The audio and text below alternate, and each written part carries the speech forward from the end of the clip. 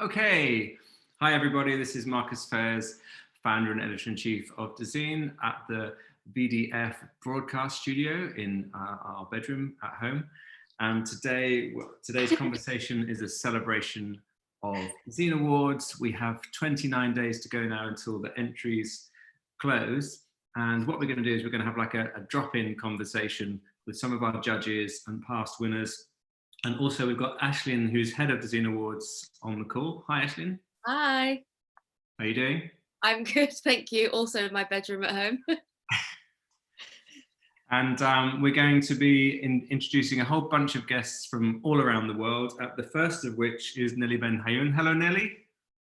Bonjour, bonjour, everyone. So it's a celebration. So really, I should have booze here. You know, where are the drinks, Marcus? We should have. I mean, we need to celebrate. Like, let's pop up something. You know, I don't know what do I have. Yeah, I just have some gloves that I can pop up. You know, that's all I have.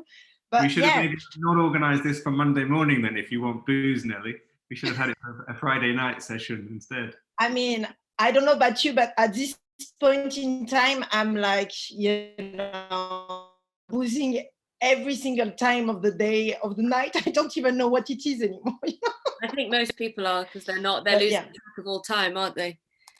So Nelly, just tell us a little bit about yourself. Who are you, what do you do, and what's your connection with Dezeen Awards?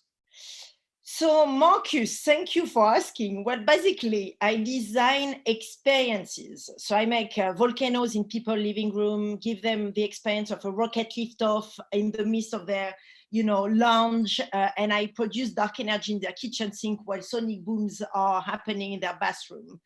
I mean, I design all of this kind of surreal experience that allow you to kind of access some scientific experiments, basically. So I work a lot with scientists. I'm kind of involved in academia, in music, in film. You know, I make films as well, which has been a thing in the industry that they never know really where to put me.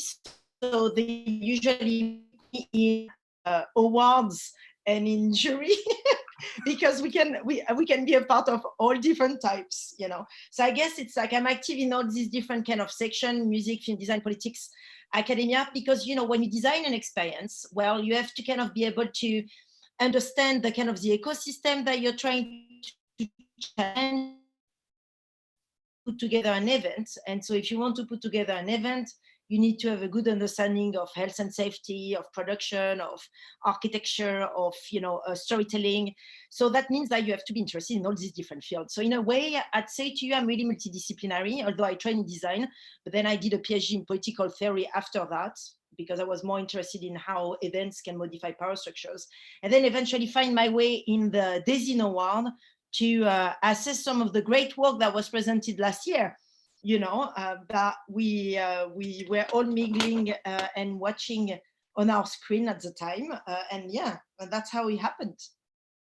So yeah, you were on the jury for, what was it, the design categories, is that right? And then you were on the master jury day when we made all the final decisions. So what is your opinion about awards though, Nelly? Lots of people think, oh, there's too many awards programs, they're useless. Have you entered awards? Have you won awards? Have they been useful for you? I mean, for me, they've been, I mean, you know, I actually got nominated for an award from you, I think, or you put me in a list of some form, you know, before. And it's extremely, I mean, look, I think people who say is that they don't like award are coming from a really privileged place, because I think awards is extremely important, especially if you're up and coming studio. You know, it just means that you get the credential from the industry. There is a group of people, your peers, right, that have been looking at your work. And my best way of kind of making an analogy is think about, you know, science and scientific papers. You know, scientific papers, they get published if there is like a team of 10 or 15 people, scientists, that have assessed the quality of the work and say, okay, we can now publish this as a discovery. I mean, it feels to me that this is a bit of the same process. You know, when you enter an award competition of some form, you know that you're going to have your peers in front of you that are going to watch your work. And the reality is also we spend a lot of time looking through all this portfolio. So you might think like, I might see something and I might be like, oh, it's really interesting what this person is doing. Maybe down the line, I will get this person involved into such and such project. And it happened in the past, you know. It's very nice also to see that people, because I've been a part of a lot of award jury before, whether it's with Design Indaba or with you guys, or DNAD and others. I'd say it's interesting to also see how the person that got this award then grow, and kind of make it really, it just gives you the legitimacy and the belief that actually there is a reason for you to be in this industry, and it makes you want to keep on going, right? And I think that's really important. I think if I didn't had all the, I have been quite lucky in the sense I have had quite a few awards, and that really helped me to kind of see the longevity of my, of my studio. I mean, my studio has got now, it's going to be our 11th year. And I must say that really these awards usually have been pushing us massively, whether it was with Icon, whether it was with you, Design Week, like other people that have been also supporting the kind of the production, especially at the start, super helpful. And then when you establish, it just means that you're still doing relevant work, and that's also is important. So yeah, so I'm pro award, you get that. So tell us a little bit about your experience when we did the judging last year. What insights can you share with our viewers that will help them put their award together? What were you looking for as a jury? What were the discussions like? What should people bear in mind when they're submitting things? Yeah. So I think, I mean, this is a very important question there because, and I run, the University of the Underground, and I spend my time actually saying to my students that this is the key for any grants. I mean, when you apply for money, or even when you apply for awards, or when you apply for anything, you really have to put yourself into the shoe of the person that is going to read the award or read your application. And that means that you cannot just write it from your own perspective with words that only make sense to you. Let's say you came up with a new methodology, for example, in your work, and you call it a certain name because you think that's, a reference to many other, academic or many other designer or whatever. But you cannot assume that the person in front of you actually know anything about this art movement or this design movement or this architecture movement. So you really have to do the effort to unpack everything. And, I mentioned it, but it's like I still look at an application in quite an academic form to some level. I expect you to really, if there is a question, and inside the question you always detail in 1,000 words. Can you please define how the company is doing, or whether or not you have like 2 or 3 employees? What's the kind of your development strategy or whatever? You really want to explain it really simply and kind of really make it sense for someone in front of you that might not know where you come from, where you are from. And some things that might not seem relevant to you are really relevant, for example, to me. So for example, I love to know where the people are from. It's very important for me that I understand that this person was created this architecture studio somewhere in Nigeria or somewhere in Thailand, for example. Explain to me that, they are from Thailand. They then went into studying with whoever and, in wherever, in Japan or whatever, to learn a specific craft. Then they came back into Thailand and they started to try and bring in this specific craft into the culture. These kind of elements might seem obvious to you, but actually they are not for the people in front of you. So really unpack everything, explain everything, take the time to really make sense for the people that are in front of, just reading the documents. So just really answer the question and make sure that you re-explain everything. Big words, I mean, for me, this is a turn off, I must say. And that's one thing I learned doing a PhD. The best PhD are not the complex PhD. The best PhDs are the ones that really explain the most complex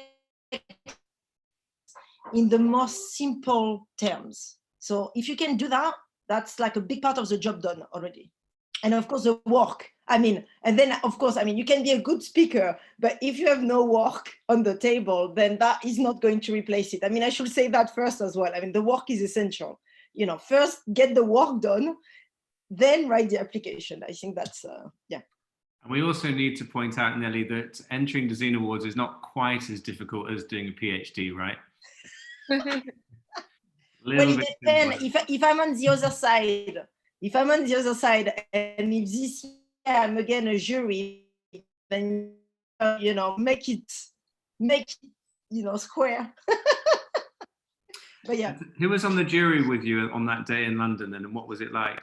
So we had Yinka, I think we had Studio Drift. Who else did we had? We had Eric from the Miami Design Festival. Who else? I'm forgetting. We had Atelier NL, yeah. Wasn't Stark on your jury as well? You had Stark on yours. No, I actually replaced Stark. You know, you just made sure that there was always a Frenchie in the room. Remember that? Oh, that's right. He could only come for the morning. And then I arrived. And you could only come for the afternoon. That would have been fun, the two of you. I think we would have been fighting for sure. I mean, yeah, let's put it this way. We are not exactly on the same, you know, like we don't have exactly the same interest in design, but I really value, of course, the work that is done. I mean, I think that's not a question. I think he probably will not get at all what I'm doing, but that's fine as well. And before we go to our next guests, they're going to join us in a minute. Explain why you've got those globes in the background, Nelly. Is that because you can't travel? You're traveling. Look, the thing is, Marcus, you know, I do films as well. So I'm a designer, but I do films. I think that's a trend as well. Like there is a few designers making films. I mean, if you look at the Ames Power of 10, they always have used films as well in their practice. So I think it's quite a part of the discipline too. But I like to do feature documentary as a way to research and develop experiences and events as a starting point of that. And right now, I'm in the middle of the development of a new movie called Red Moon, which is about the moon and human settlement on the moon. And as I'm doing this, of course, Corona happened. And so I had to find a way to maintain and keep on going with the development of that film. And of course, a film and a documentary require field work. So for me, not to be able to go and travel in Algeria, in the desert of Algeria, or not to be able to go in Armenia, which is where this film is taking place, you know, I was like, okay, how am I going to do this? And I started this home show, you know, which in a way it's decided to start this video with making use of Instagram and the filter, you know, I call it the home show filter fantastic. And it's on my Instagram. And basically I interview the people that I was going to interview for the development of that movie. But I do it through this little kind of format, you know, like a little essay. And then I post them on the Instagram, and that allow me to basically, I use it as a casting process for the new movie. And so I'm using this, I made my own kind of set and, you know, and so forth. So that's my way of waiting desperately that this crisis get overdone with so we can get on with the work, you know. Nelly, we have to introduce our next guest now. This is like a kind of, I don't know what it's like, whether they're knocking on the door, whether you knock on the door to join a Zoom call, but we're going over to Amsterdam now. We've got Ralph and Lonica from Studio Drift. Hey guys. Hey man, good to see you. It's been a while, man. It has. That's why we're doing this, because the Dezeen Awards, what we love about Dezeen Awards is the way it brings all the judges together, and we've really missed all the dinners and social events this year. So we're pretending that this chat is for the benefit of our readers, but it's really for us that we can hang out with our friends. Yeah. So we don't have to judge anybody right now, right? No, just yourselves. It's a good thing. But hold on a second. Didn't you win like all of the awards last year? We gave a lot of awards to Studio Drift, no? Yeah, exactly. Yeah, you weren't in the room because I remember we discussed your case. Ah, yeah, I don't think we did we ever met, Nelly? I don't think we met, right? No, we didn't met before. No, but of course, I know of the work, you know, I mean, I've seen it as well in the application. I mean, this was a very good application, everyone, which is also probably why, you know, they got the award, but. Nelly, they won the award that you judged. They won, won Designer of the Year, which was the big prize, and also lighting design. Yeah. Yeah, no. Yeah, with our Franchise Freedom project, the drone performance artwork that we made, that was actually, we didn't think it would fit in the lighting design of the year because it has light, but it's not lighting up anything. But it was really great to win that award. Very surprising also. Yeah, and it's also nice to finally be able to thank you guys for voting for us. It's all down to Nelly. I must say we've been fighting for like, you know, for a few cases, but your one, everybody was like there was absolutely no discussion. So we are thanks all so really much. happy with the choice. So Yeah. I think that's that to be said. I mean, in their case, I think the work was also really, you know, like innovation. I remember was a big part of what we were, you know, assessing, and I think we all thought that was the case. Oh, Thank you. Where And are you? poetic as well. Where are you? Where are you now? Are you in London, Marcus? Right. I'm in London, yeah. Are you in London as well right now, Nelly? Where are you? No, I'm in France. Oh, I'm in France. I went back. good move. So Ralph and Lonica, tell us a little bit about when you won these 2 awards last October or November. What did it mean to you as a studio? Did awards important to you, and what difference has it made to you since you won? Good question. Well, I was honestly. You can be truthful. You can say it hasn't made any difference at all. We don't mind. Nothing. Zero. Everything just stayed exactly the same. No, I think I was very surprised. I was very surprised to win Designer of the Year award, honestly, because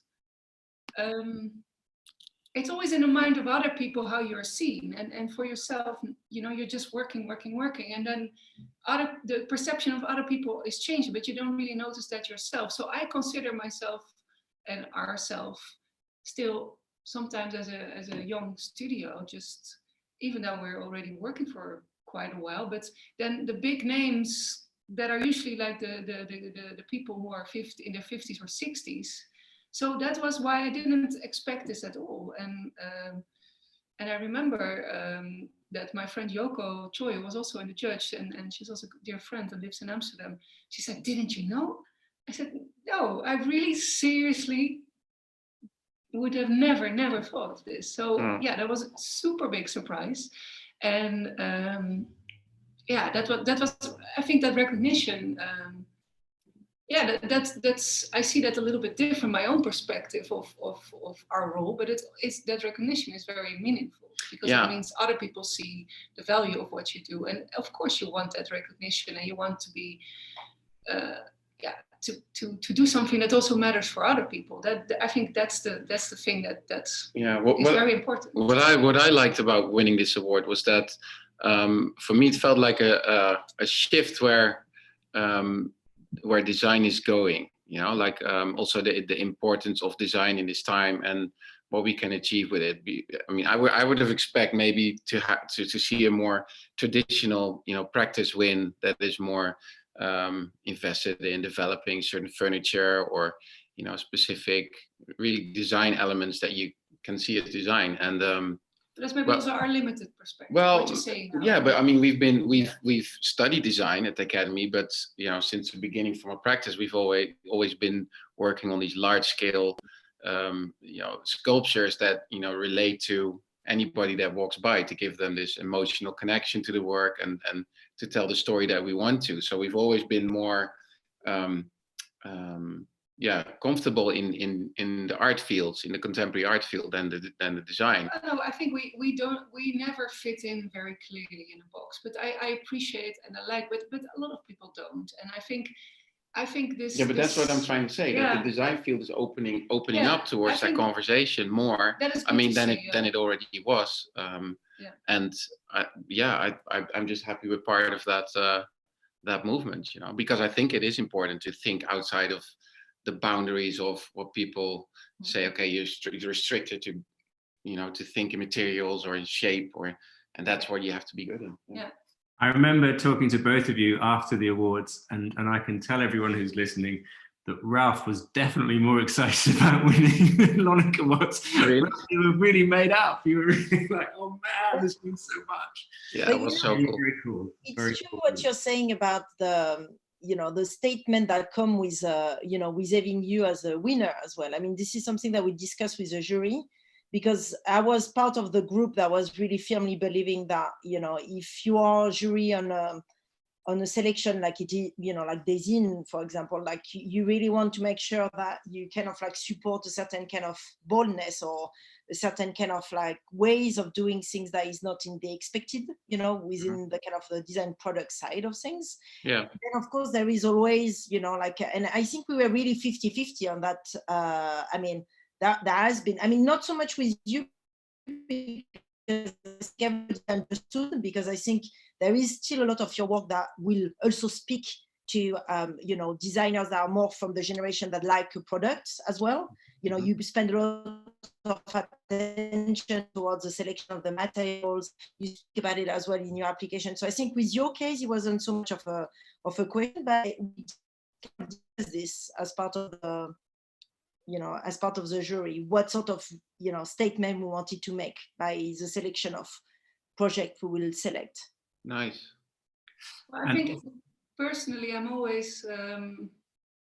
always have to judge my own work by myself, and no matter what other people think, I always have to first like it myself, so or be satisfied with what I do. So it's, I think also an award is very much also for other people how you're seen, which helps trust if you want to do bold projects, and this is very important that other people believe you can pull it off. And very often we're in that situation that you just we believe in it, but it's sometimes to really get it done is that other people also believe in it. And I think in that sense this award helps very, very much. But for myself to judge my own work, I don't need other people's judgment to know if it's good or not. You need my judgment. Yeah, I need your judgment. I don't know, seriously, otherwise she's not allowed to. I mean, she's not allowed. No, I do. No, but I mean, I wouldn't be allowed to spend the money of the studio if she didn't like the project. So in that sense. That's also why I'm sitting behind you. Yeah, exactly, of course. Do you want to sit in front? You can. No, I know my role. Okay. And but you were saying also just now, Lonica, that you were surprised because you thought it would just be all the big studios, but we've deliberately constructed Dezeen Awards. It's not only the big studios that win everything. We like the idea that there's emerging studios and people doing radical work mixed in with the bigger studios. And part of the reason that we've set the prices so low is deliberately to encourage that kind of diversity of winners, which we think we've managed to achieve in the last couple of years. But that's great. I think that's really really important as well. Yeah. Because it always looks like something that is for that in that sense I really I really want to thank you for that. And the project that won the Lighting Design of the Year, Franchise Freedom, we're kind of collaborating on a new version of that, right? Do you want to tell everyone about what's happening? No, we cannot say anything about that. Can't we? We can say it, can't we? No, we can't. But nothing's happening tomorrow then. Yeah. It's anyway, we can say there's something very exciting coming up for tomorrow night at 9 p.m. Yeah. Live on your platform. So that's going to be kind of special. But we have to be super careful because safety first, and well, if people know about it, they might come out and then it will get cancelled, obviously, because you're not allowed to stand close to each other. But yeah, but yes, we're working on something very exciting for tomorrow night, and you're taking part in that. So that is super cool. Yeah. And tomorrow it's in the Netherlands is National Liberation Day. Today is National what's the exact English words? Memorial Day. Yeah. So everybody basically stands still for 2 minutes. What time is it exactly? At 8. At 8 tonight. Yeah. And tomorrow we celebrate freedom big, and normally that takes place in the Netherlands with many festivals, and this year it's not possible. So we thought to do an alternative or participate in alternative. There are many alternatives, of course. And but this is not only for our country. I think in this moment we really rely on each other to secure our freedom. Freedom is the biggest thing we have, and if we're not healthy, we're not free. If we don't act right now as a group, we're not going to be free. And that whole concept of freedom comes very well across in Franchise Freedom, the drum performance that won the award. So this made us really think about what that means, and I think that work got another meaning because of the time that we are now. And, Well, it's great to be able to use the Virtual Design Festival platform to allow you to carry on doing great work even during lockdown. And Nelly, we've been talking as well. You want to contribute something to a virtual design festival, right? Is that top secret as well, or do you want to? I'm a journalist. I don't believe in secrets. I think everything should be like put on the. Me too. By the way. Well, it's very hard because you want to shout it out, but you also have to make sure that everyone is safe, and that a lot of people that work on this are not being put in a difficult position. I find it really hard to speak about it. I don't know what to say. Okay, then don't speak about it.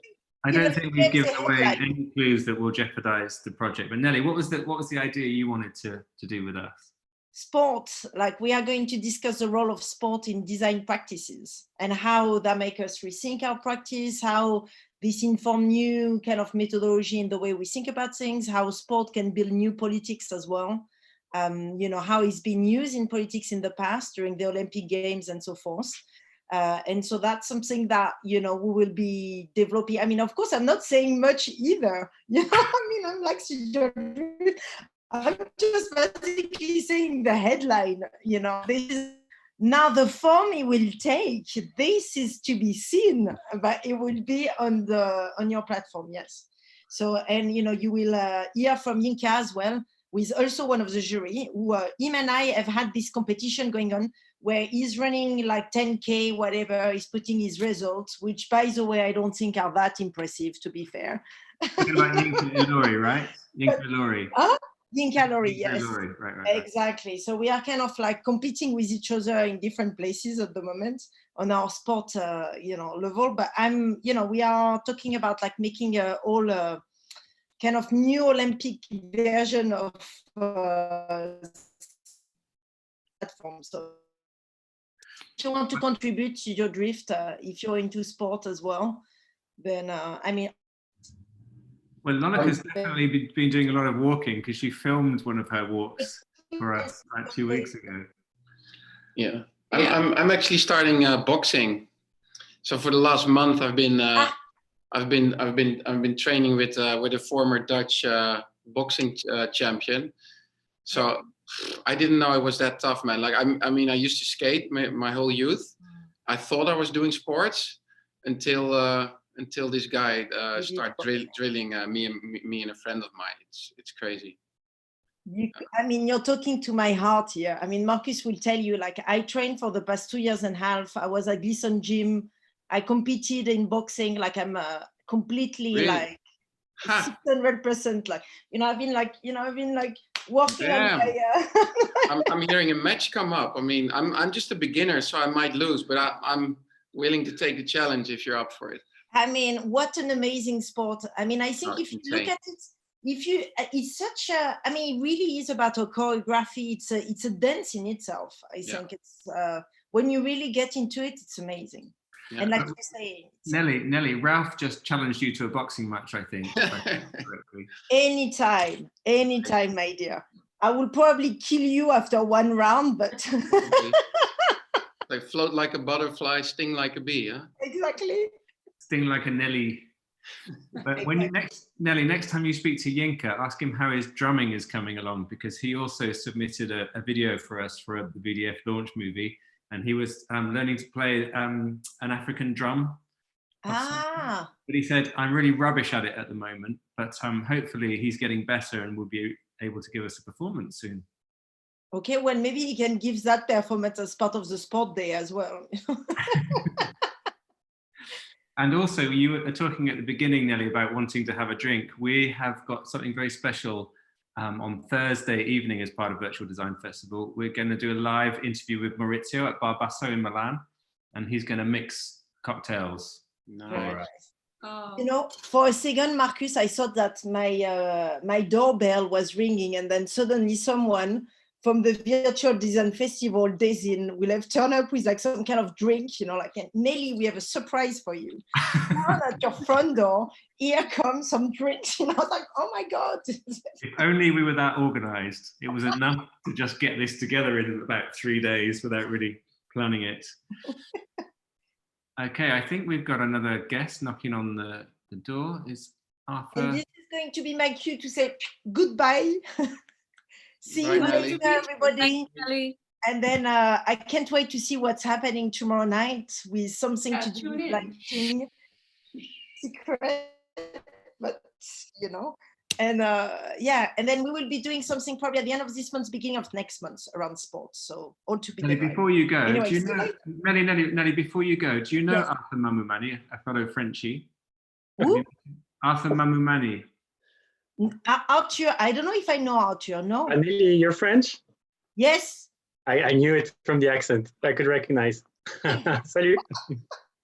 Well, Arthur, you pick up the Frenchy spot, so I'm going to leave you. Right, okay. That. I'll represent. Good to meet you. Hope to see you. Meet you in person one day. Yes, absolutely. Yes, please. I'd love that. See you later. Bye bye. Go, Nelly, because we definitely don't want to have two French people on the call at the same time. No, that gets very dangerous. Okay, bye bye. Bye. Bye. Arthur, do you know Lonica and Ralph, by the way, from? Yeah, very well. We've met the year of Burning Man. They did this amazing franchise freedom in the sky, and that was the year we built Galaxia. So. And then our paths crossed many times with my students. We went to visit their studio.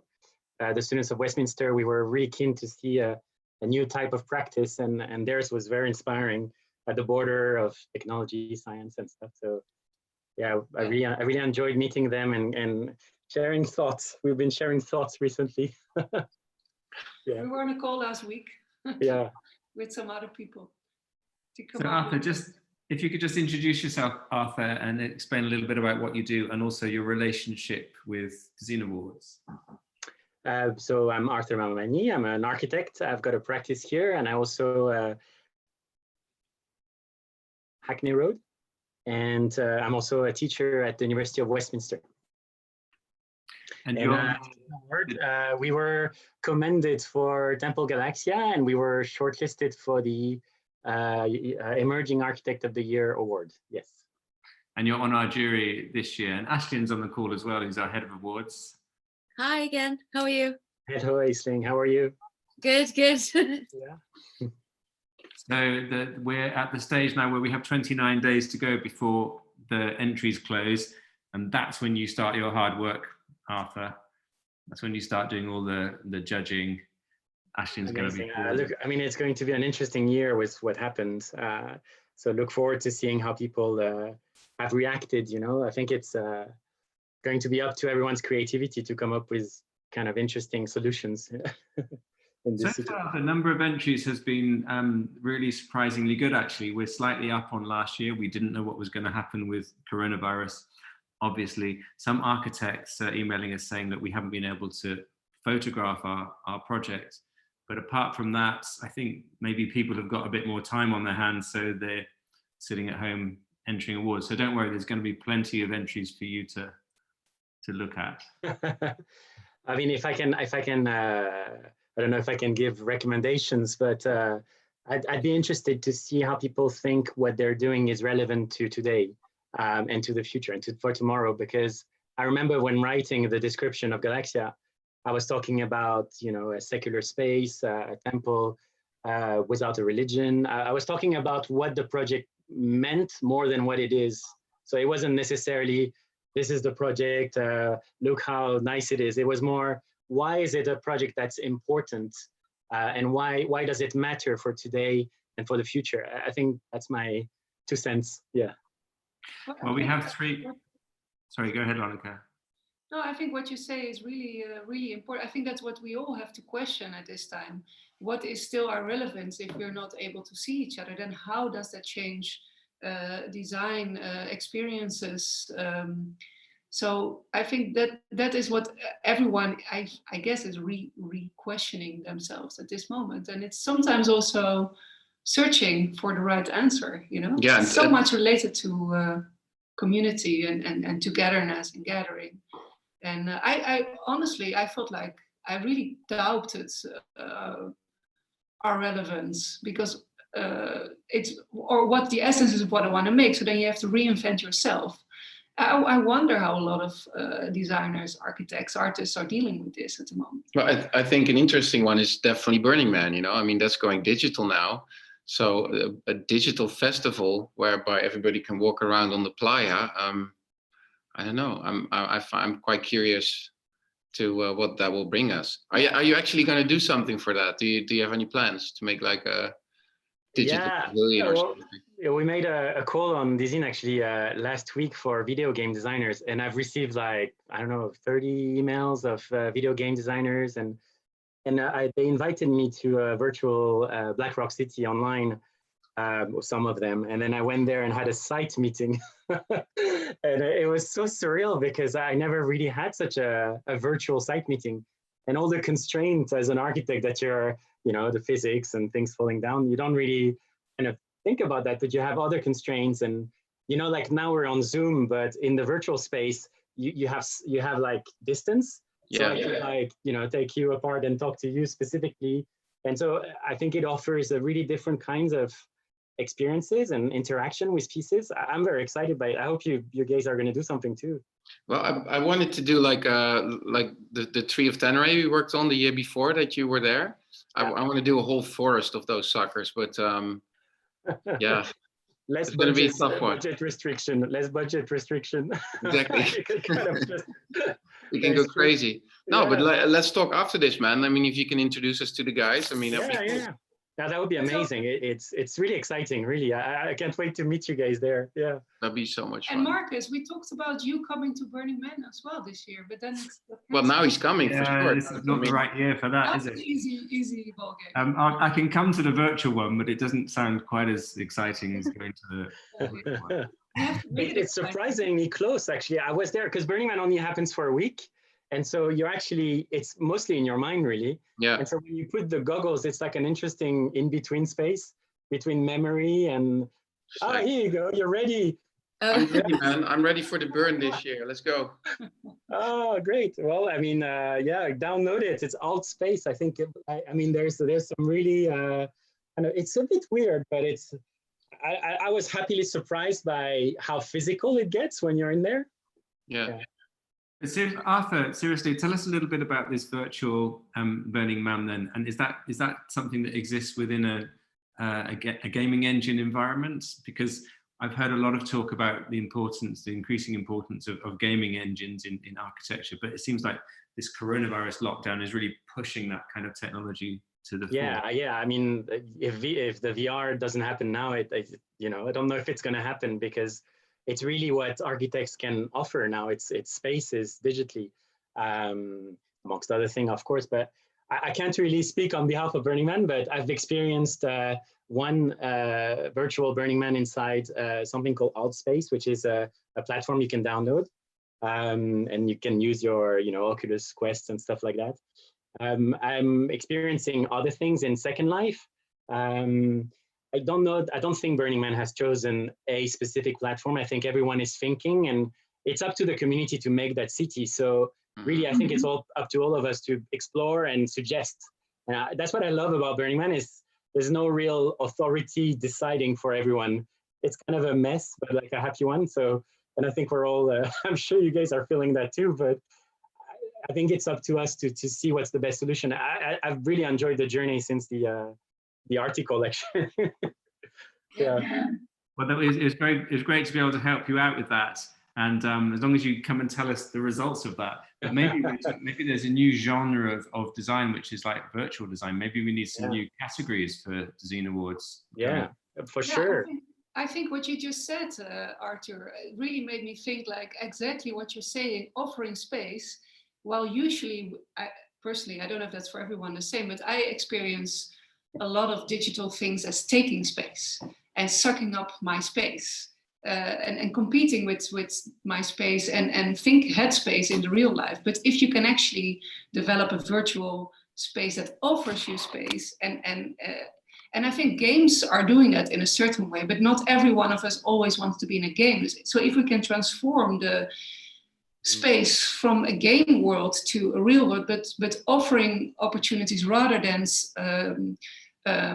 continuously pushing information in your brain that you don't want to see, or maybe it's not relevant, but you just get sidetracked by it. I think that would be super interesting. You mean like in the normal world? When we used to have a normal world. It's what's nice. I mean, I used to play video games, but often I got lost into the other. Like, you don't play the game, you just go and explore what the game designers have designed. Because when you play like Zelda and stuff, it's so exciting what people come up with. And as an architect, and I guess as a sort of curious person, you'd probably want to see some of the structure and interact with some of the characters. And so actually there is a sort of reality in there. And because it's a game, because they're sold as games, I think we impose a narrative on it. I'm excited about this opportunity because what we're trying to do is an amphitheater, so performance, and everyone performs. And so what's going to happen is that everyone is in charge of the game or writing rules or interacting. So it's very open. I think already so many environments are built also for movies. What would be so cool right now if you could fly or walk around in Star Wars and they would open that up to a public, that this could be one-on-one maybe uploaded and makes everyone being part of those environments, because very often these images go by so quickly. Maybe but only if it's like George Lucas's Star Wars and not Disney Star Wars, because then I'm out. I don't know. There's so many interesting things already made, also by architects that work in game, or in film, that we're never able to explore. How cool would it? Or you're right, or enjoy, because the film is finished and then you're done, and you only get to see what the kind of director wants you to see, right? But I mean, there's so much more that you could explore. Yeah. Would you just jump in? We've actually got some questions from some of our viewers. I don't know if you're seeing these, Marcus. Go ahead, Ashley. You want to ask them? Yeah. So I mean, so from the same person, Mohammed, he says, given the economic and social impact on all societies in all countries, is it time to start rethinking design and the way we approach it? Which I guess you guys have kind of already been talking about. He also asks, do you think that post-COVID-19 period will be different in our professional world, so in the design world? Well, I hope so. Yeah, I think of course you have to rethink. That is everyone's responsibility always to respond and react to reality. And I think there is quite a big part of, how you say that? Can't find the words, but that you want to make things better or different, that I think as a designer, you always think about what the reality is and what it should be. That's your job. So, and your fascination, I guess. So yeah, of course, no question. Mm-hmm. And I hope it will be different. And I think what we can contribute, what we see also now on all these Zoom things, is that we have such an international community, and we actually also feed back into each other and also keep this community existence.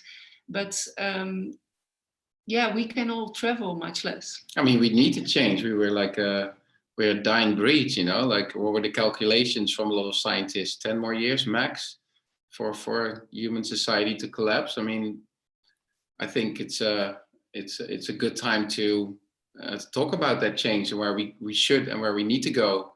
And we have to.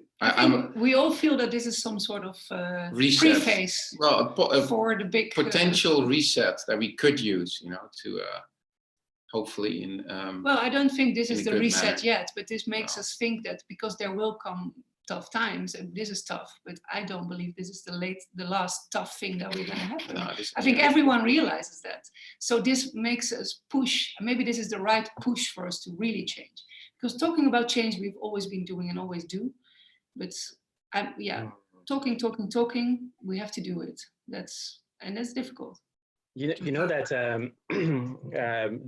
the 10 years set up by the IPCC report, this was on the basis of, before Corona, what happened is the travel industry went almost numb, and the kind of air, the levels of carbons have dropped, and we've been imposed this, by the confinement and by nature. And I remember last time I met Ralph, actually, we met in a place in Holland called Mediamatic, remember?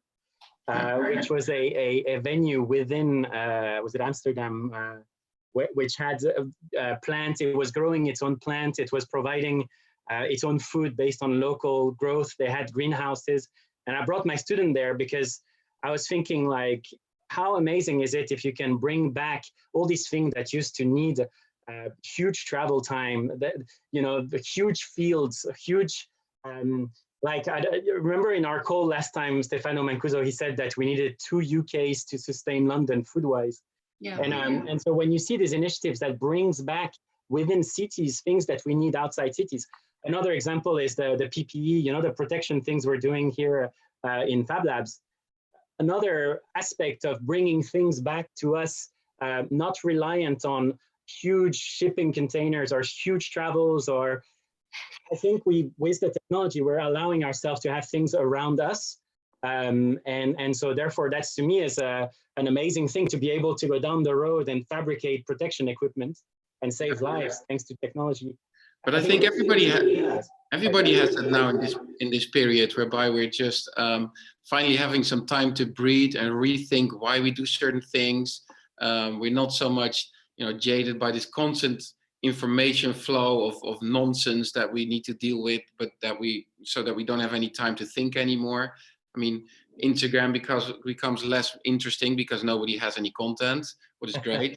So why would you look at it again? So, I mean, you can now finally walk to a city again and just feel the nature just, moving back into this, almost this cancer that had spread over the world. And I had this interesting thought the other day. I was like, so normally how I would think about cities is that we have this, we travel from city to city and that's the world. And then, nature is trying to get back in there. But it's almost the other way around, whereby you have nature and you have like these pockets of dark, concrete and almost this cancer just spreading over and taking on and destroying what life actually is. It's like this symbiont between these multiverse of creatures that work together, and there's just no balance in it anymore. So I don't know. I don't think. I mean, we all know that's not sustainable. So I think it's just a healthy time to rethink those ways of living. It is interesting in this crisis that the technologies that have sprung up to help us are really old-fashioned technologies like Slack and email and video conferencing. And the technologies we were told would change the world, like virtual reality and augmented reality, haven't really done very much. And we're talking now about a virtual version of Burning Man and so on. But do you think, though, that there could be a chance that a virtual version of the world will be the only way we'll get to experience what's beautiful about the world now? If habitat destruction continues and sea levels continue to rise, maybe we need somewhere where we can go and put our headset on to see what the world was like or could have been like if we hadn't messed it up. I mean, yes, that's already happening. I think it's happening, but I don't know if it's one or the other, but I really think a virtual version of the world will inevitably start growing. There is this thing called the metaverse, which is the idea that the new internet will be such a world. Like, Fortnite.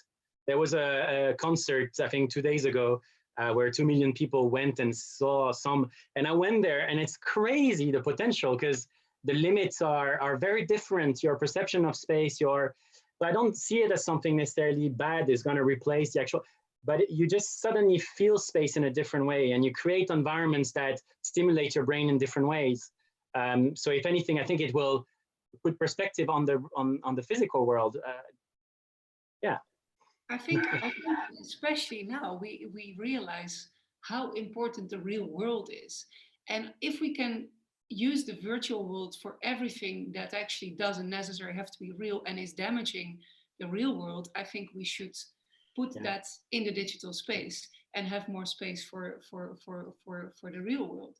And especially if our world and interaction gets limited, our environment gets way more important.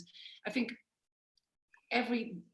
who of you is now making every day a walk and actually look around your environment and see so much more than normally, and then how important the role of nature is. And yesterday we had in the Amsterdam port, we had a dolphin. It was like world news in the Netherlands. It was dolphins swimming in the port, never happened before. Those things actually are so meaningful, and we are so close to losing this. That's true. And I still don't understand and believe why we still sit on our couch eating crisps and just watch it like as if it's any other information. It looks like real news and real information and real concerns are blended with all the bullshit that comes by. And it's just pieces of information that pass by, and we all act the same on because it's considered as piece of information. It doesn't really enter anymore. And I hope it's something we can talk about for ages, but I guess you have your next it's our time. next guest. We do. This is Sarah. Hi, Sarah. Sarah Izod. Hi. Hello. I think you've met Arthur already because we were all at a dinner together. Hello. Yeah, hi Arthur. Yeah, we had that lovely party. Yeah. And Ralph and Lonica, do you know them? Hi. Hi, nice to meet you. You too. Sarah, tell us a little bit about yourself and your relationship with Dezeen Awards, which is actually, of all the creatives, yours is the longest relationship with Dezeen Awards. Yeah, I suppose I come from different angles because I was involved as the creative director of your first awards ceremony, which took place in the Tate Modern 2 years ago. Yeah, 2 years ago we were preparing that. And, it was a real delight to work with the team on that first awards. And I'm kind of back now in the role of being judge. And I guess we'll have to kind of wait and see how this year plays out in terms of whether there's any kind of physical event attached to that, or whether it's all digital. Well, that's a good point you come into the conversation at a good point, because Sarah designed for us an incredibly elaborate, immersive experience for the first Dezeen Awards ceremony, which was also incredibly expensive, which was partly why we decided not to do it again. But also, to be honest, we realized that it was quite wasteful. I mean, we worked with a production company and we asked them what happened to all the fabric, and they said it had been thrown away. And I think that was, for Dezeen, that was the point at which we realized, oh my God, if we're going to do real world things, we have to be responsible about it. So the second year's event that Studio Drift won their awards, that was a much more low-key event, deliberately so. But for year 3, which is this year, I mean, maybe we can't have any kind of event. Maybe we need to create a virtual event. So yeah, I guess we're looking for ideas about how that could take place. I mean, that's something that I'm working on at the moment, actually. Just initially, just through a conversation with an agency. There are so many brands who, in these months, at Milan Salone would have been launching new products and are looking for new opportunities in which to do that. There's the kind of concern about this immediate period when we're all in lockdown, and then also kind of in the kind of midterm future where we emerge from this period of lockdown, but there's a kind of anxiety about large gatherings. People are still concerned with social distancing, and also I think we're learning lessons very rapidly about like real sustainability, about kind of reduction of consumption of travel, and of also just trying to kind of reclaim something of our time. I think that will all feed into kind of where events go in the future. So you said you're working on that at the moment, Sarah. So what are you working on? What, like a virtual show for someone, or how much? At the moment, it's more of a brainstorming piece. So it's very much in its kind of nascent form, but just thinking about different outfits for events. All kind of that would take place in the virtual domain. It's really about trying to understand what the essence of an event is. For a start, why do people enjoy going to events? Because actually we like coming together. We like human contact. We like to be informed, and we like to feel like we're kind of part of this kind of band of shared cultural knowledge. So how do we take kind of those different elements and translate that into a virtual platform? I think that there are such things in existence, but they often kind of lose the personality of a brand, because we just haven't yet really adapted to being able to kind of tailor the flavor of an event so that it feels like it's something which is inviting and kind of tactile. And I think there's a real challenge there, but one which is of real interest. Maybe we could have Dezeen Awards 2020 in your virtual amphitheatre that was designed for Burning Man. After. Yeah. It was pleasure. I hope by that time you'll be all sorted. Yeah. Maybe Studio Drift could do like a virtual drone fly past or something. Oh, that'd be amazing.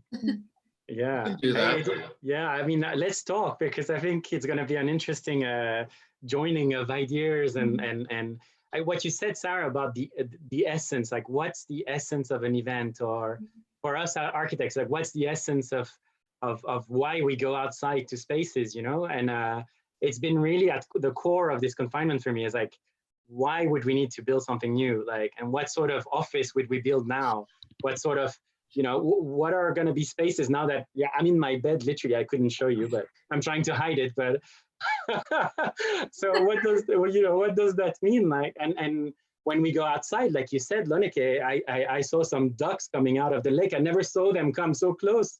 And there's this sort of regaining of nature, and it feels amazing to see the cities without any cars, with fresh air, with no like, so yeah, I think space is, I mean, at least for me, it's been re-questioned to its essence.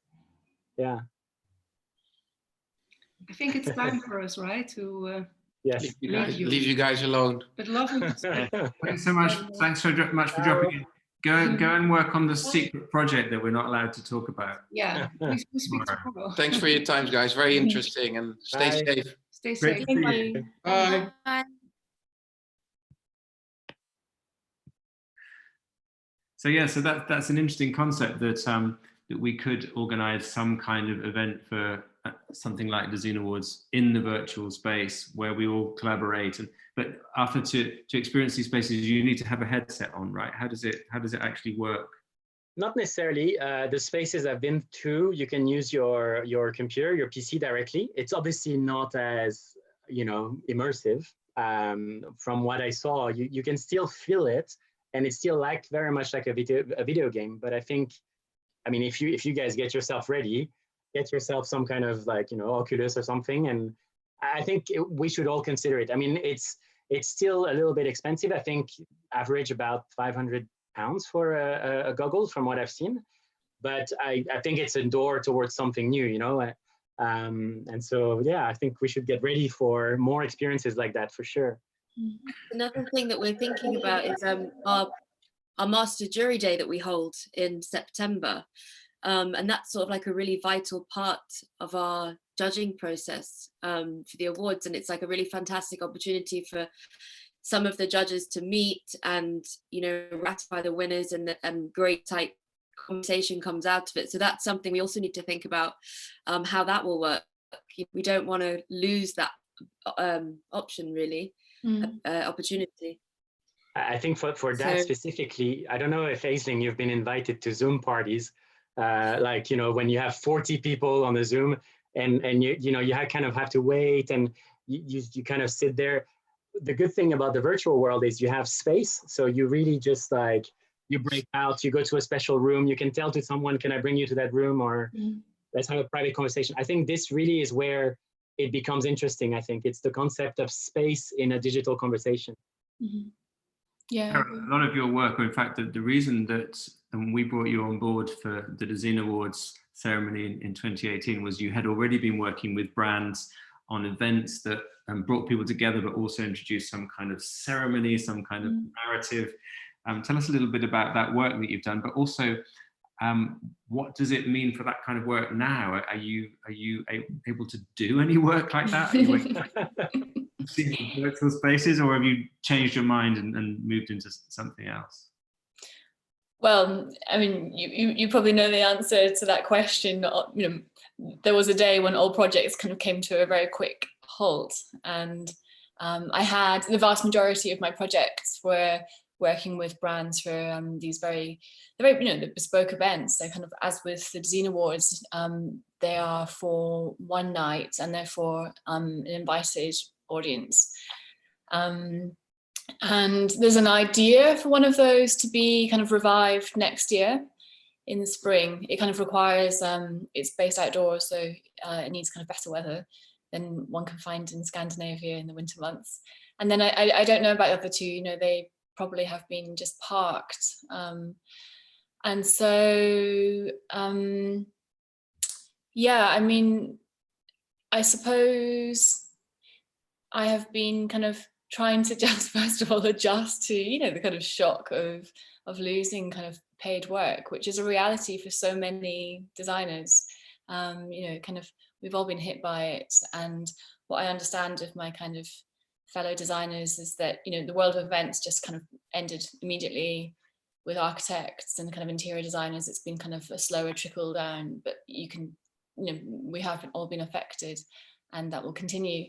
I think my response to that has been, I mean, first of all, just to deal with the kind of practicalities of, you know, not very glamorous, but just trying to kind of shore up my finances, and then also, and then kind of making a reassessment about what this kind of period might mean. I mean, in relation to the brands that I was working with, I think I said it when I arrived into this conversation, everybody's trying to kind of think about parallel opportunities as to kind of how to utilize this time best in a way that feels aligned with the brands themselves.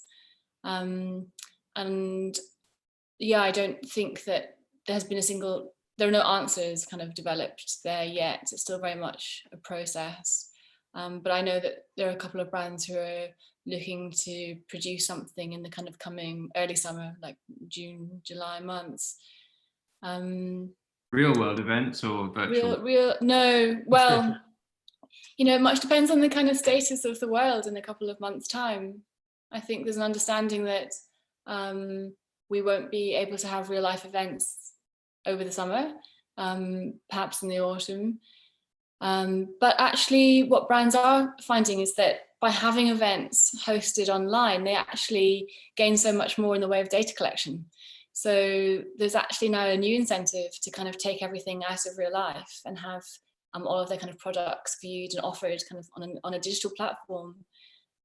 So yeah, it's all a bit loose, but there is this kind of I heard that there's a very well-known designer who happens to have a restaurant who did an experimental dinner last week. I wasn't invited, unfortunately, but it was to experiment with social distancing in a restaurant, whether you could have a functioning restaurant with people remaining 2 meters apart.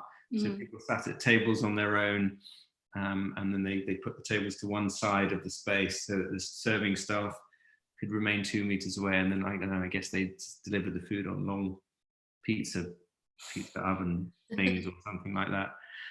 So people are beginning to explore how we could adapt real world environments to these situations. But this is probably a good time to ask another question that's come through from Mohammed to both of you. Are we entering in an era when the virtual and the real become one, where there's no limit between reality and the virtual world? Please go ahead. Yeah. I mean, I really don't think we're there yet. If you join me on the virtual spaces, they're really very low resolution.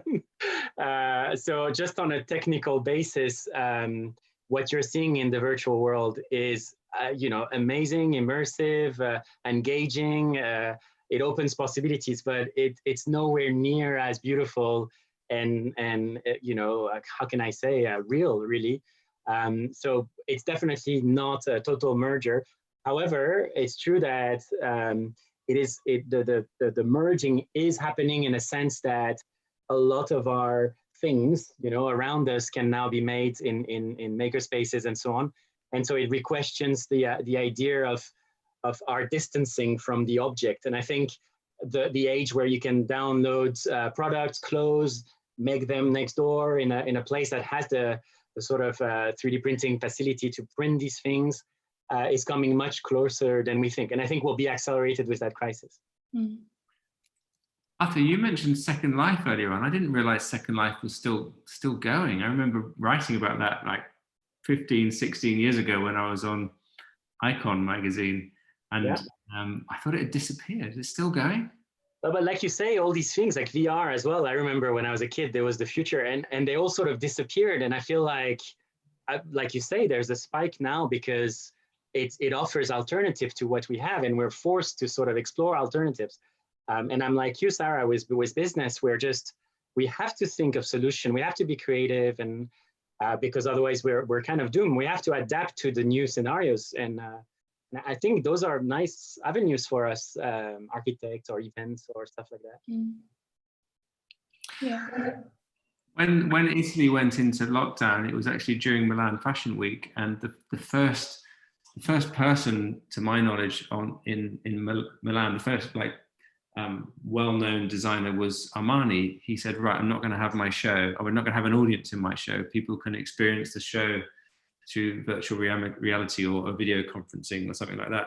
So it felt like we're entering a period where virtual reality is going to become the norm, but as we've noticed, it hasn't really taken off yet. It's always like it missed its big moment.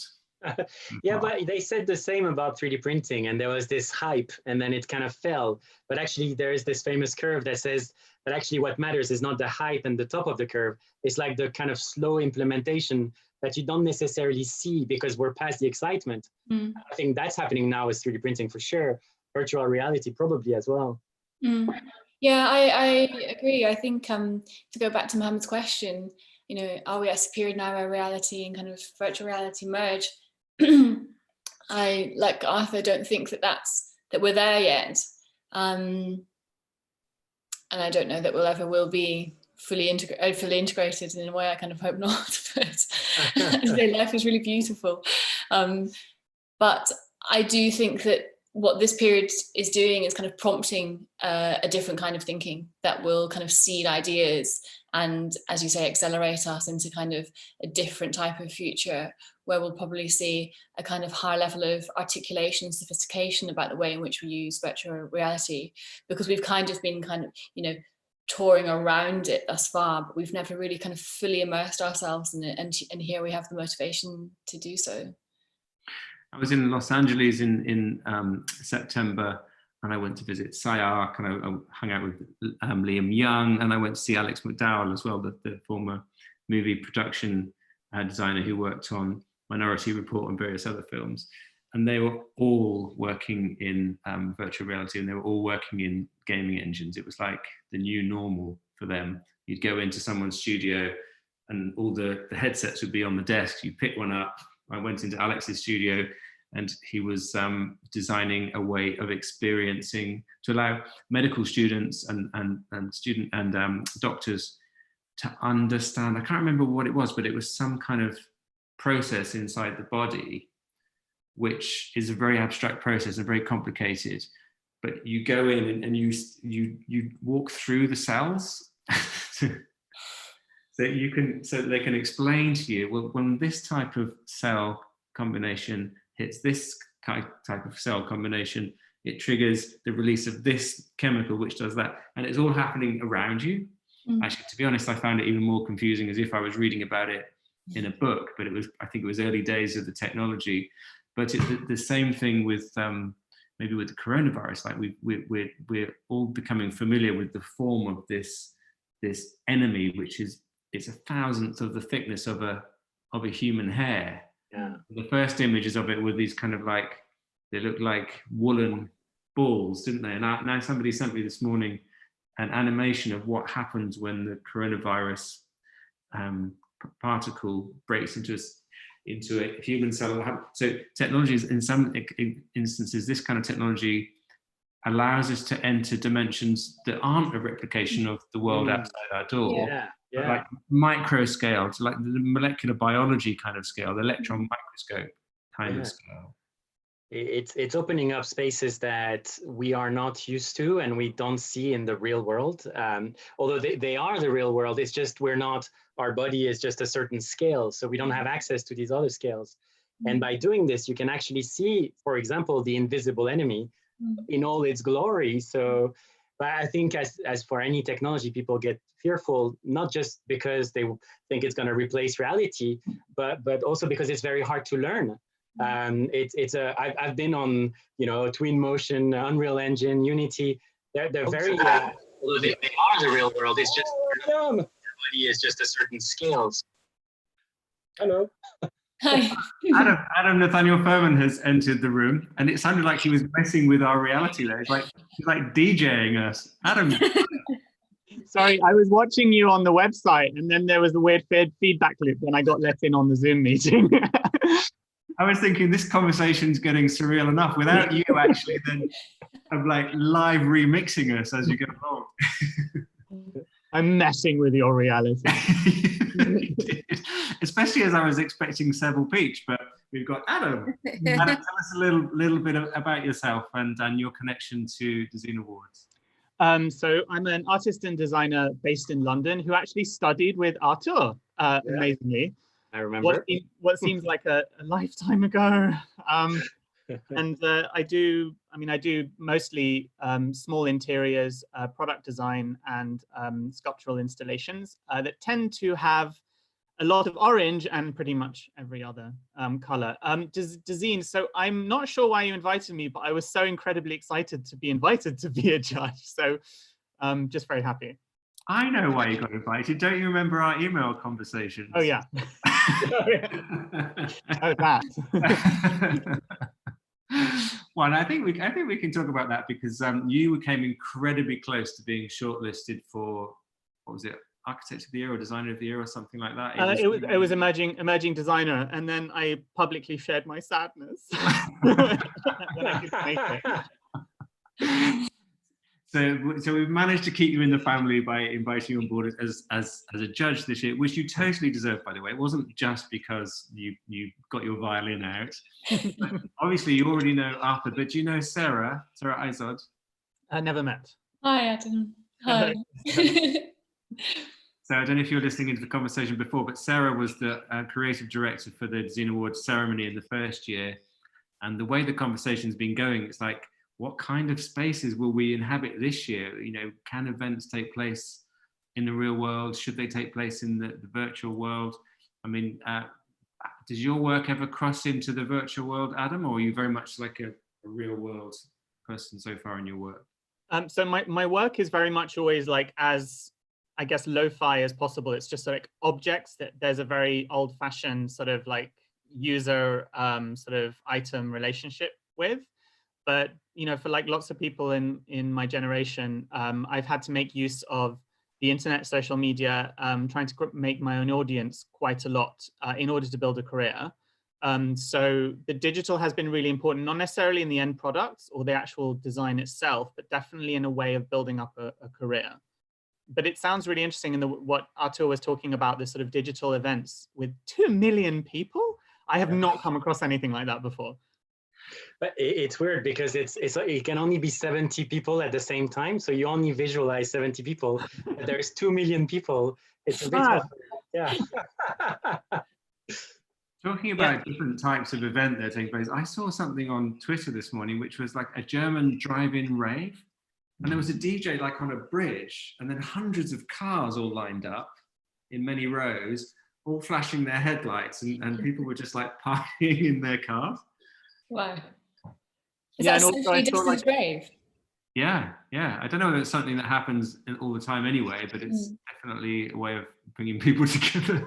Yeah, I saw like this really interesting photograph taken from Tel Aviv Town Hall, looking at Rabin Square outside, and there were thousands of people protesting sort of with black flags against the sort of anti-democratic stuff that's been happening there recently, and they're all socially distanced. So it's a huge grid of thousands of people protesting, which I thought was absolutely phenomenal. It reminded me a little bit of that movie Lobster, where they're all dancing in the forest with their headphones on, socially distanced from each other. And Adam, tell us a little bit about how you're getting by in these lockdown situations. How are you able to work? Are you able to work? Has it changed your methodologies and your approach? What's the impact on you? It hasn't had a massive effect. I miss my studio. The landlord had to lock the building because of government guidance. So I haven't been in my studio.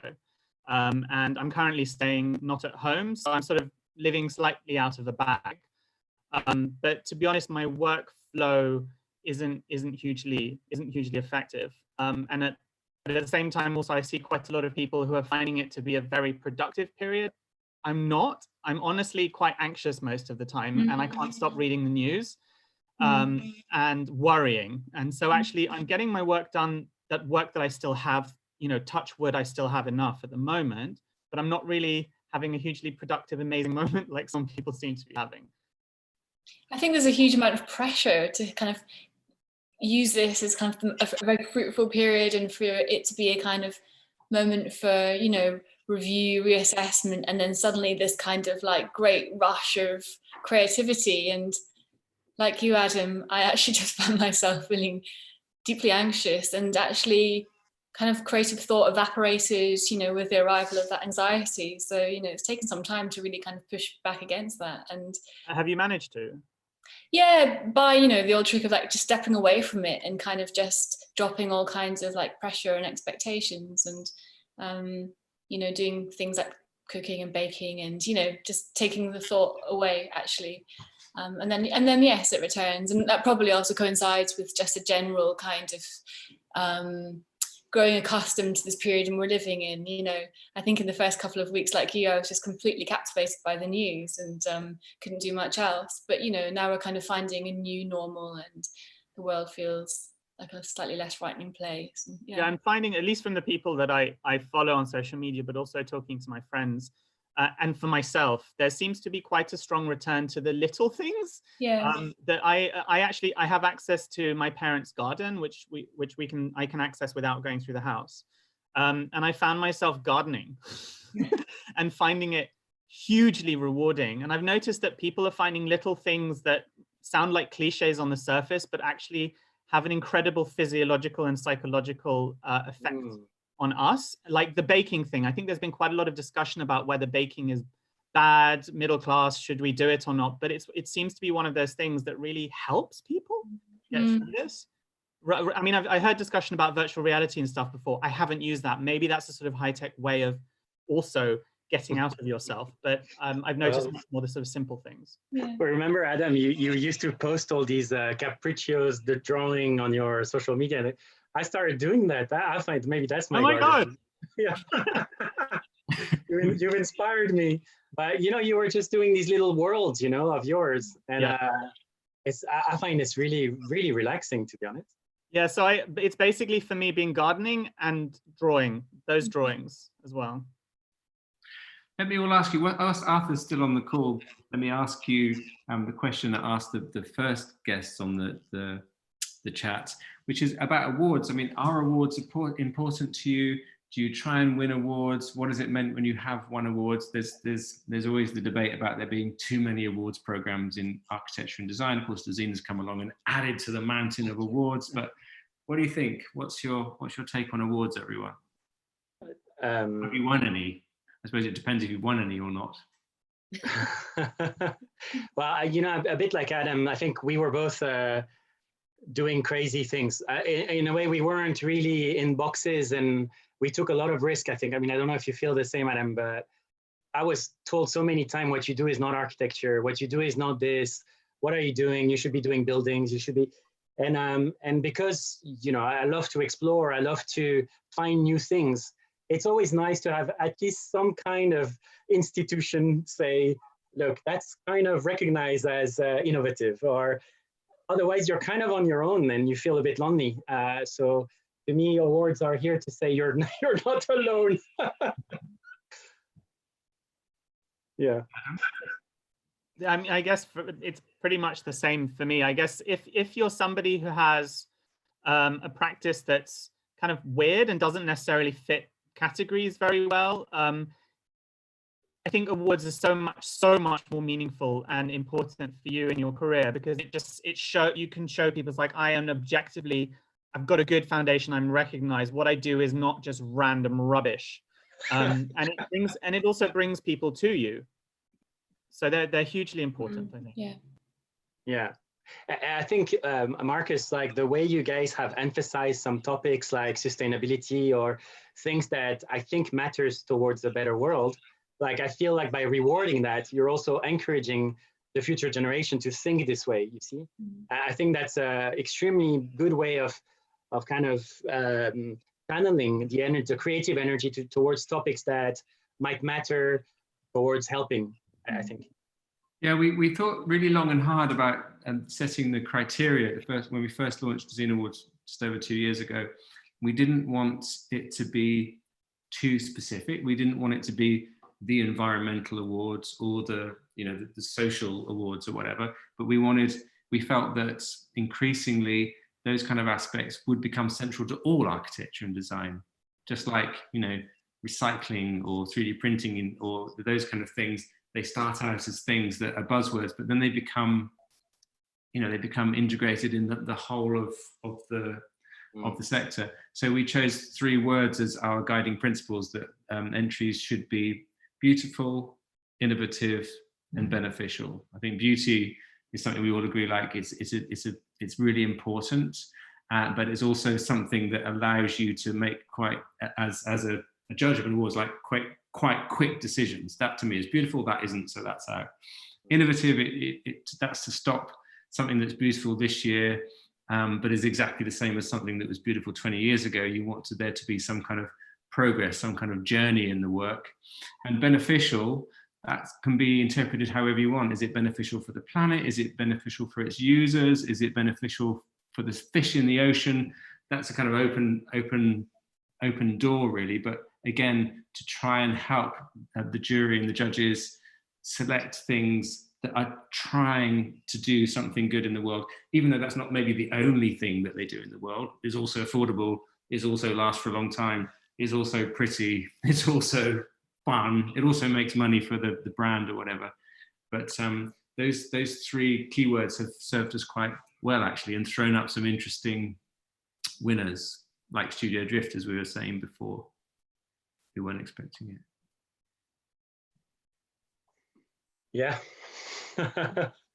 No, I really love that you guys have this kind of added layers of innovative and beneficial. Of course, beauty is it's like Tinder, isn't it? Like first criteria, do you want it or not, right? And then you start the conversation with the girl, you know. I met my wife on Tinder, so it's okay. I can talk about that. But yeah, I really enjoyed how Dezeen had this other aspect that goes a little bit beyond what one would see as the superficial aspects of rewarding something. Yeah. And then in terms of like the whether or not there's too many, I'm of the opinion that there's far too few, and that the more categories that you have and the more awards you have for different kinds of design and different kinds of people, the better. I mean, going back to a period where there's only, like a really small handful of awards, that also means there's a very small handful of people on juries who award them to certain types of projects. And I think it's such a huge industry, the creative industries and the design industry. I'm honestly overwhelmed by the amount of amazing quality work that I see on the internet every day that I have to filter it. And there's so many people doing so many different types of things with their own approaches and own criteria. I think why not increase the amount of awards that see design in very, very different ways and celebrate that diversity. So I'm very much don't think that there's too many awards. And we do that. Sorry, go ahead. No, I was just going to pick up on what Adam, you said about needing to filter, because there's such a volume of projects and of stuff. And I think what awards do is they both kind of, in a way, they do that job already for you, don't they? They kind of pre-decide, and if you have a limited amount of time and attention, then you tend to attach it to those projects that have won prizes. And so that is a detriment that I see attached to awards, is that it kind of does then cast a shadow over other equally valuable projects. But maybe that's exactly where what you say is right, that there could be a kind of larger breadth of awards that account for different types of projects and really get into the details of what those projects are, what the genesis is, the ambition. I think that perhaps our categories have historically been a bit too broad brush, and we can break that down. It's true that in a way, Dezeen itself is a filter. It's like we get some, 500 submissions every day, and we publish 15 of them. The same with the awards. Last year we got 5,000 entries, and then through various processes we filtered them down and down and down. But the way that you design the filters is really important and really difficult as well, because to start with, we went with the 3 categories of work that we write about, which is architecture, interiors, and design. And I'm really obsessed about taxonomy. So like, how do we've got three key sectors. and then we have 10 categories in each. And then you think, well, if somebody was doing this type of project, which category would they enter? And then often it's like there isn't one for them. Yeah. You have to start somewhere. So each year the number of categories has grown a bit, and we look at the number of entries from each one, and then like maybe split them and maybe drop some that aren't so popular. But things like virtual reality, things like more digital work, we don't really quite have the right category structure for that yet. So maybe that's something we should look at after this year, because we've already set it all up for this year. But when Ralph and Lonica were saying earlier, you know, they'll be hoping to see lots of entries that respond to the coronavirus crisis this year. I would expect actually that those entries will come next year, because there's always a bit of a time lag. You need to wait a bit as well, because the things that people throw up immediately in response don't often tend out to be the most well thought through things. They need to kind of live a little bit in the real world. Yeah, I think so. I think we're still too much within it to be able to kind of respond to it with any real meaning. So you're all on our jury this year for the Dezeen Awards. So what are you looking out for? What would be your tips for people who are submitting entries, or what are you particularly hoping to see in the entries, all of you? Sarah, do you want to go first? I mean, I think, you know, what I think this moment of kind of enforced stop has had us do is reflect. And I think that, you know, conversationally, we've all been looking for the world to slow down. Here it is. And I think what I'm looking for, and this was even kind of besides this particular moment, is design which carries meaning, you know, something that feels like it's meaningful, that it has a level of thought, that it is kind of perhaps quietly pioneering. You know, I think innovation can be something which is, of course, kind of technological or environmental, but there's also kind of just a mode of thought, which I think I'll be looking for. I was going to say, actually, I was at an awards ceremony last year, I won't say which one, and I was sitting next to the guy, and as the winners got announced, it was like, this was at the same time when everyone had realized, you know, about the UN climate change report and the, you know, running out of materials and devastation everywhere.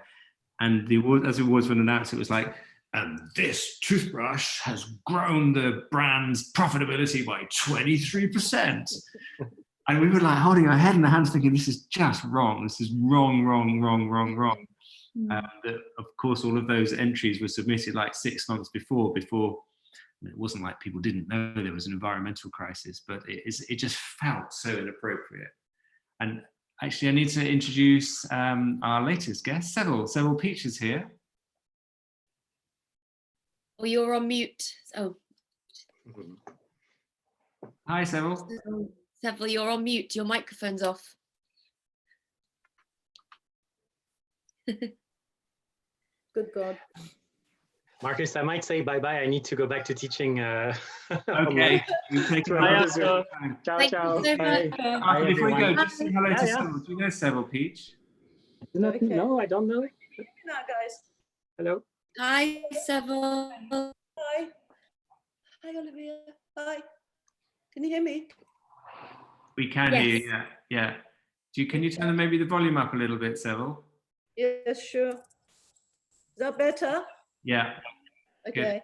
So how are you? Sevil, introduce yourself. Tell us a little bit about yourself and also your relationship with Dezeen Awards. Well, you gave me the award last year to our studio for interior design studio of the year, I think it was. Yes. Very nicely received. Thank you very much.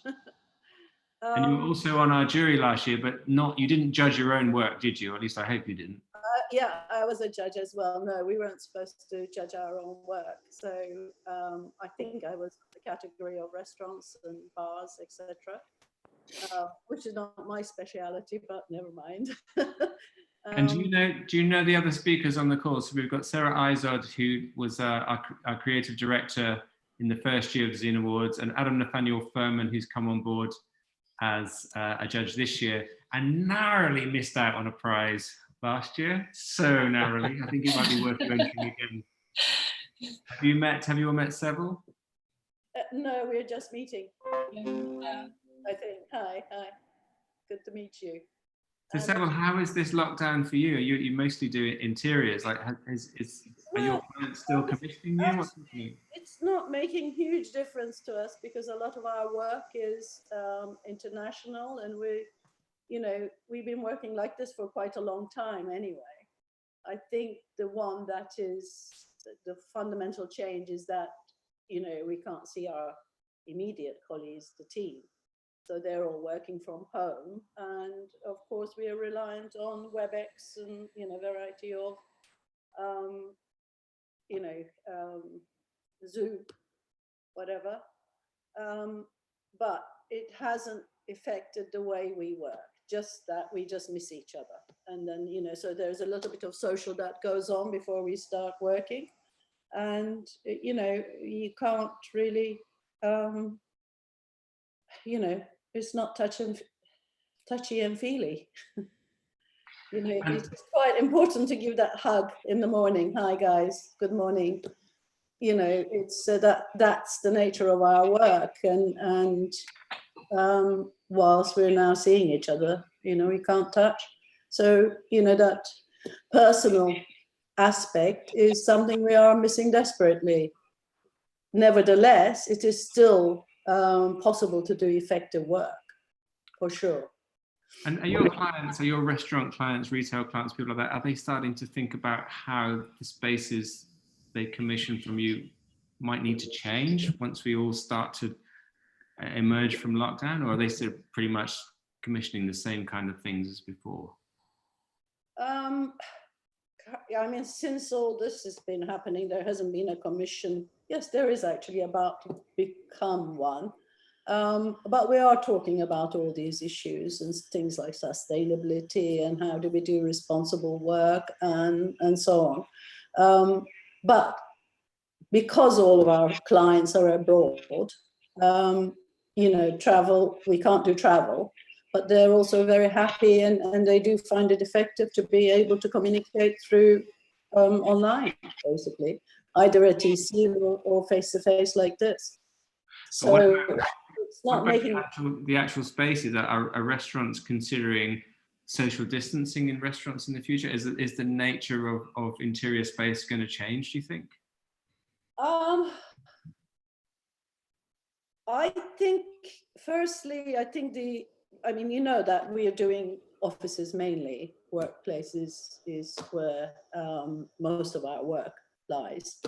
And I think what is likely to happen is that the offices are going to get much smaller in size, for sure.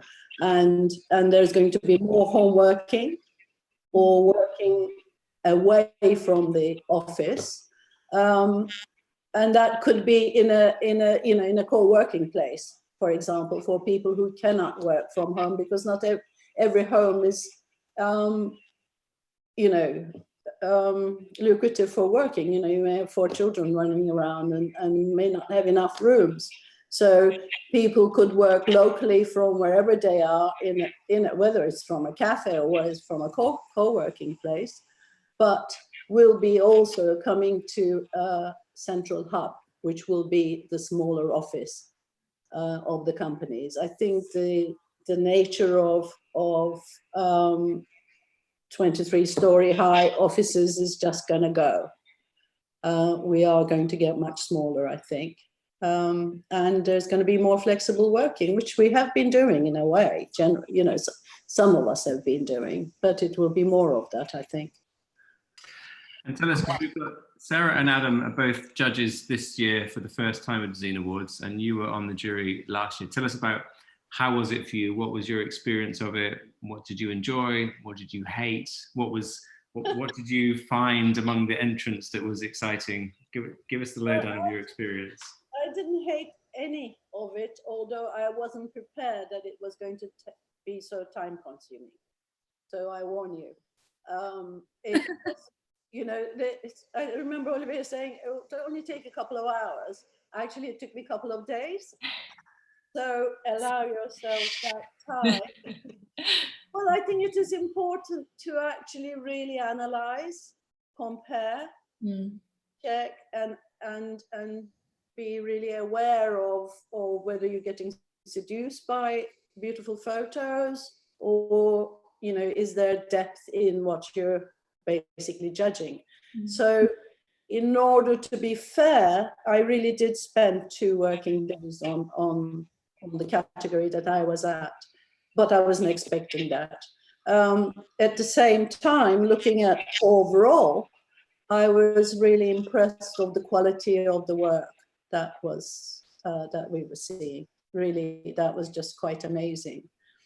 From countries that I haven't experienced before, seeing such good work. Yeah, it was very exciting. I don't think there was anything that I hated about it. I just wish that I knew that I was going to allocate more time than I programmed for it. So that could be a good warning.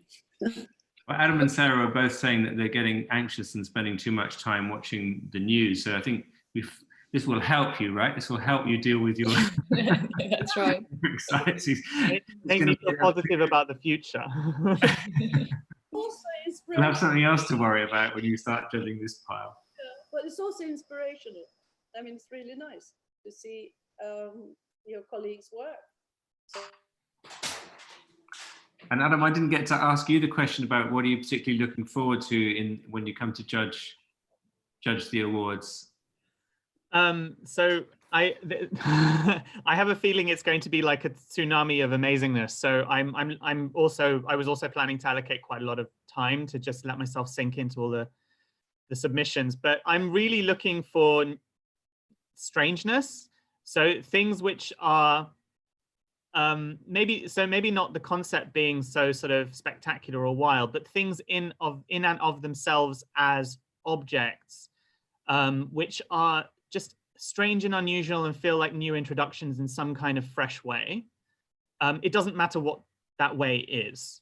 I don't really have any aesthetic because I think my work is so outre, and so many people dislike it. I'm very, very open-minded when it comes to aesthetics, but so just some kind of newness, really. And Sevil, do you remember any outstanding things that you looked at that you saw last year when you were judging the awards? Sevil, are you still there? Yeah, I think the ones that won were the outstanding ones. So I think they were the awards were rightly given. I'm not including myself in that, but the others. Yeah, there was outstanding work. Some of them were really difficult to judge.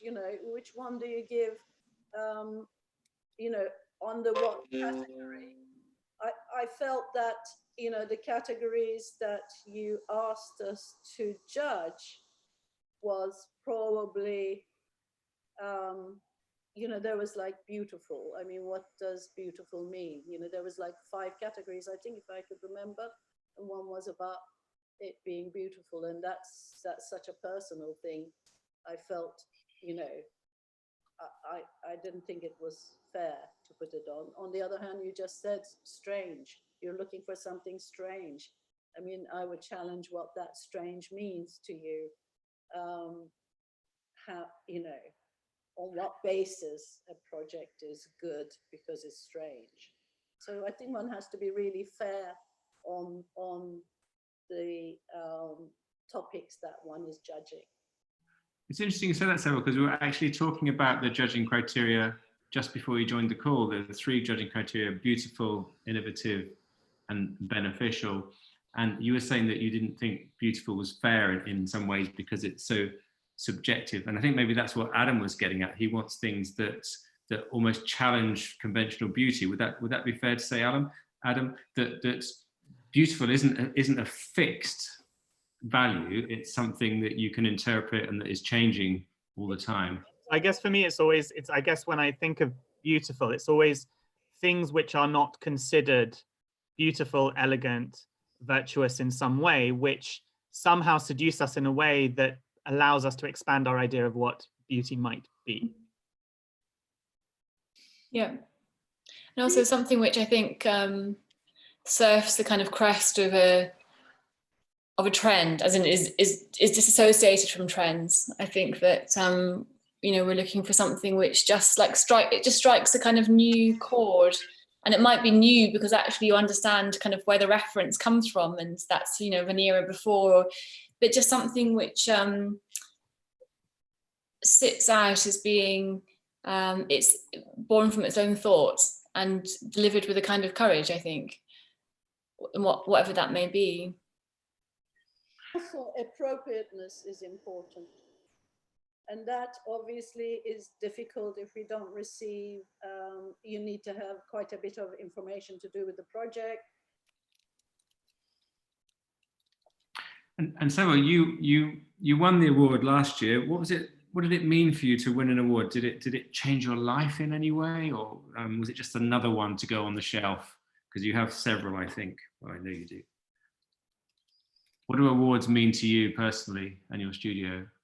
Certainly, we were very happy. I mean, it was really nice.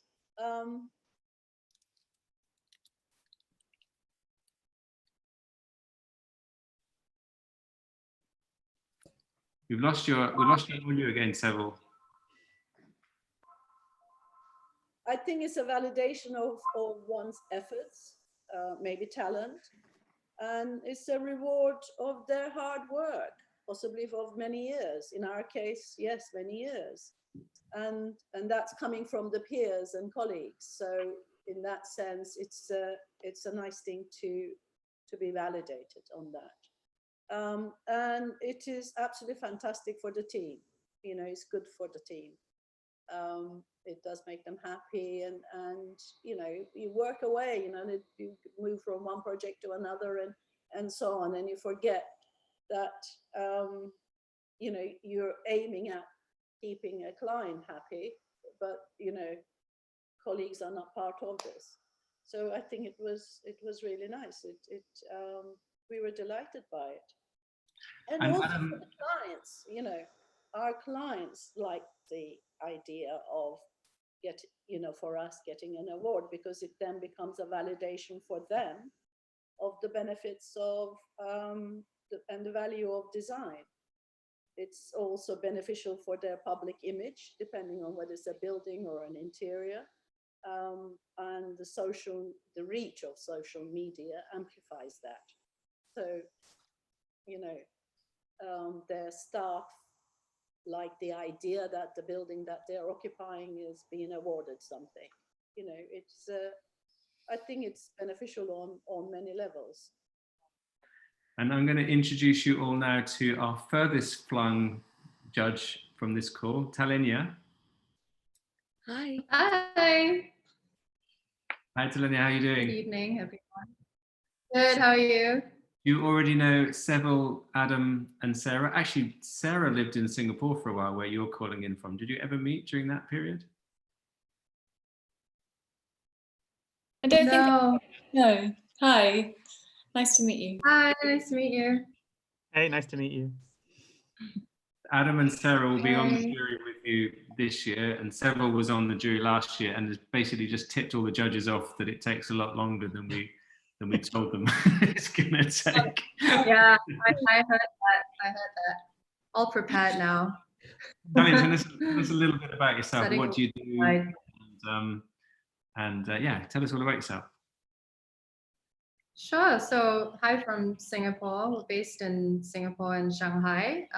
So I have a company called The Artling, and we focus on contemporary art and design. So we have an e-commerce platform, and we also have an advisory arm. So we source for corporate projects, hospitality projects, and private collections. So we do bespoke commissions, and yeah, art-related projects, basically. So we just opened in Shanghai last year, where we saw Marcus for the last time. I haven't been to Shanghai now since November, so hoping to get back there quite soon. And we just opened a show there with a Shanghainese artist literally 3 days ago. So stuff is happening again in China very slowly. But yeah, mainly based in Singapore. So we have the online and offline component. And we've seen a huge uptick in the offline side as well as the online side, but particularly with e-commerce listing in the past month has grown quite substantially due to a lot of people now trying to sell their stuff online.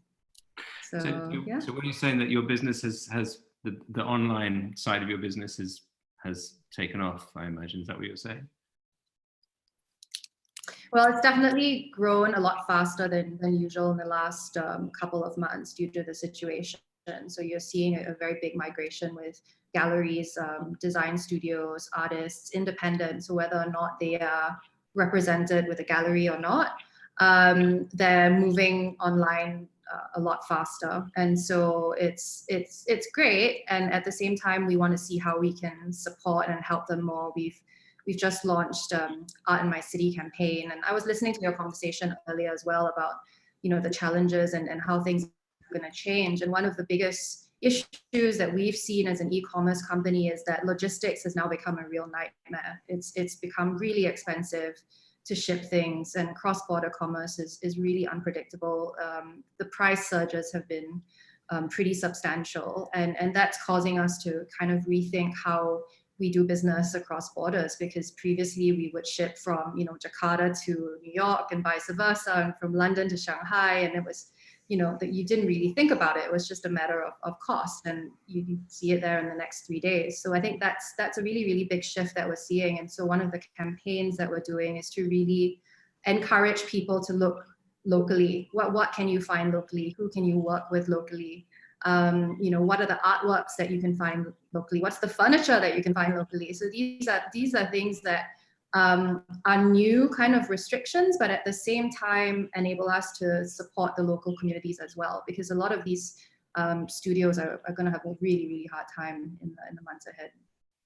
But what do you mean then? What is happening with logistics then? Why has it become more complicated or expensive? Less flights. So because of the reduction in flights, the prices have gone up substantially. So it's basically down to that. And it's just more expensive. So you have to pay more for storage. You have to keep stuff in warehousing. You know, a lot of the installation dates are being pushed back. So we're still very optimistic. I think it's I saw an animal enter the call. Still very optimistic, but I think it's, you know, it's just a kind of a waiting game to see when it will go back to the normal prices. At the moment, there's a very big price surge, so that's causing people are patient about it. So that's the other thing, is that there is the expectation that instead of arriving in 7 days, it may take 2 months, and that's okay. And obviously, e-commerce has exploded in the last couple of months, and particularly with people buying like day-to-day stuff, and people are beginning to be concerned about what that means for the high street and traditional retail. But are you finding that at the top end of the market, people are more willing to buy things online as well, like one-off artworks or limited edition pieces of furniture?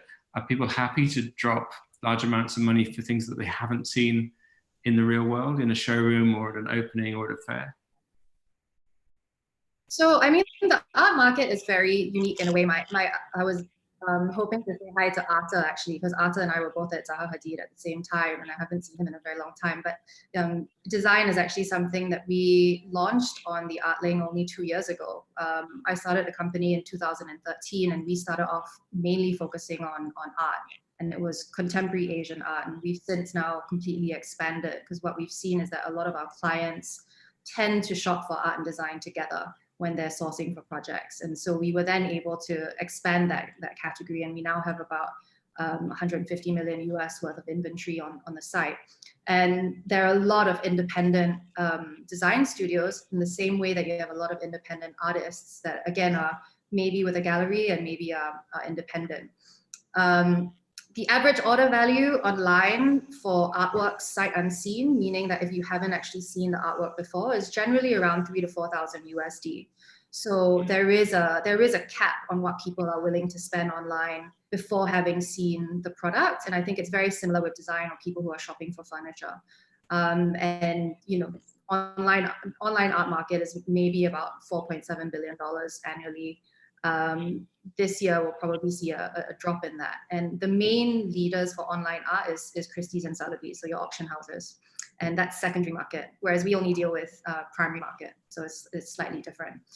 But again, there is a price cap. So on our site, we have things that are ranging from 100 USD all the way up to $500,000. But the general online price point is for us between 3,000 to 5,000, and offline that average goes up to about 20,000 to 25,000. And we were talking earlier on in the call about, you know, the rise of virtual spaces where people can come together, maybe with VR headsets on. Can you see that starting to happen in the art world? Are you already offering virtual tours of your gallery? And how can technology start to bring the clients and the work and the gallery closer together? Or are you just waiting for things to go back to normal? No, there are a lot of really great projects online at the moment, you know, and because of the cancellation of all the fairs and everything, you've seen Art Basel and Freeze is also going to be online. Freeze New York, which was meant to happen, which is obviously cancelled. And so there are all these online viewing rooms. But in terms of VR, I think what, you know, Studio Drift and what Arthur were talking about earlier as well was that, you know, there's still limitations of the headset. And Oculus is still, you know, around $2,000, and they're still quite clunky, and they're very, very solitary experiences. They're not communal experiences in a typical kind of way. But in terms of the virtual reality within the art world, we're seeing it already. You know, you have private collections such as the DSL collection, Dominique and Sylvain Levy, they're one of the biggest Chinese collectors, and they got all their super scale large artworks 3D modeled and placed into this virtual museum that you could tour around. And that enabled a lot of people to actually share and experience their collection together. One of the better ones that I've seen just launched last Friday by Hauser and Wirth, one of the really big galleries, international galleries, and they've modeled their Menorca gallery and have an exhibition online now. So you can actually tour the space and experience the show in its, with the architecture, with the garden, the leaves are moving, there's sound, it's very, you know, I mean, there are limitations to VR, but it's still, it will never replace the physical experience for sure, but it's still a great chance to kind of get a sense of the scale. And I think that's still one of the barriers when people are shopping online, whether it's for design pieces or for artworks, it's the sense of scale that is quite hard to get. But now with AR and VR, that solves that problem. Do you find that young, you know, unknown artists, new artists are being sold as well? Just because I wonder if this is like a perfect storm that's really terrible for young artists and designers who don't have a reputation. So people won't necessarily buy their work online, and there isn't the normal platforms for them to show their stuff in. And also social media now, with the change in algorithms, you know, a new person just launching on Instagram can't reach people. So I'm just wondering, do people sell new stuff as well? Do people sell new stuff? What do you mean? In what way? So new artists who are not previously known, are they selling on the platform? Oh yeah, definitely. We've got there are a lot of young artists that you know, that have never sold before, that submit to the site, and we're literally clearing submissions every day, and some of them have you know, amazing portfolios and just don't know how to sell. And I think that's a lot of artists are kind of in that predicament where they have a huge body of work and it's kind of sitting there and they haven't had the time, or they haven't put in the time to actually document everything and take good photos, and now they're seeing that they've got a lot of time on their hands, so they're putting everything online. But definitely it's a mix of emerging and established. And I would say in terms of the total inventory that we have online, 50% are emerging, younger artists, and the other half are more established, more well-known. And Instagram has completely changed everything for this, you know, for the art world for sure, because you go direct, and that's definitely changed the dialogue as well. Guys, I'm going to just interrupt, and I have a call to prepare for at 3, so I'll bid you goodbye. Thank you very much. Bye. Bye. That's good to hear, Talenia, because one of the things that people are concerned about in this situation is that only the big organizations will survive, whether it be in retail like Amazon, in the media, in all of the different sectors. Like the ones that have got cash behind them and investors can pull through, but the smaller players will struggle. But I guess you're saying that there's still space for emerging artists and designers at the moment. Definitely, and I mean, this is a good segue into why awards are important, and I wanted to touch on this because I mean, for me, they're extremely important, especially for younger practices and for the practices that are not going to have the fuel to survive this. Because if you're a really, really big practice, you're going to have reserves, and right now it's really about how much reserves do you have to see this through. And it's going to be, you know, it's not a 2-month thing, it's a 12 to 18-month thing. And do you have the cash reserves as a creative practice, as an artist, as a design studio to you know, not get work for that amount of time? So I think the awards are actually very, very timely, and more important than ever, it's an opportunity to get some of these emerging names, younger practices, visibility, because that's how they're going to get work. You know, and if you're a small studio, that 1 or 2 projects is make or break for your firm, you know, otherwise you get wiped out quite easily. So I think in terms of the reach that the platform has, that Dezeen offers, that's probably one of the most important things, I think, that would be an outcome of the awards. It's a good point. This is for the relatively low amount of money it costs to enter the awards. The chances of there being a good result for you at the end of it probably is a chance worth taking, isn't it? It's funny actually that in all of our conversations that we've been having the last 2 months, there's a pattern that the bigger and the richer the brand or the studio that we're talking to, the more stingy they are. They're using this crisis as an excuse to say, we haven't got any budget, we haven't got any money. They're being a little bit difficult to deal with. But the smaller companies, which are the ones we really want to help, are being much more open-minded and much more flexible.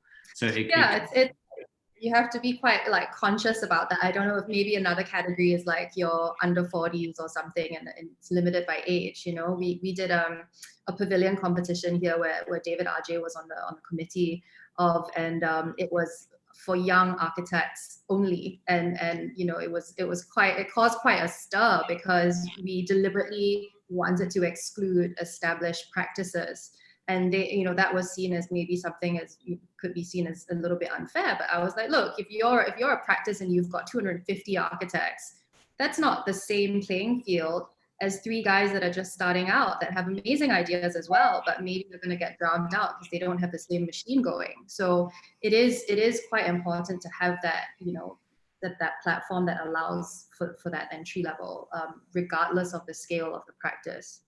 Marcus? Yeah. Have you guys done a research? I think Olivier was asking some questions at one point in terms of whether the award winners' work has it had any effect on acquiring new work, especially for the smaller, you know, as we said, smaller practices, etc. Doing any data related to that?